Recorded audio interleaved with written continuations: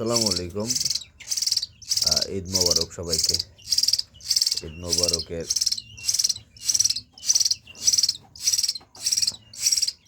তো ঈদের দিন থেকে আপনাদের কাছে নিয়ে আসলাম অরিজিনাল পাহাড়ি ময়নার বাচ্চা।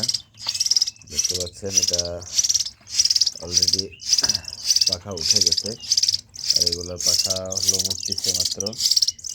বাচ্চাগুলো খুবই অ্যাক্টিভ আছে, এগুলো ক্ষুধা লাগছে।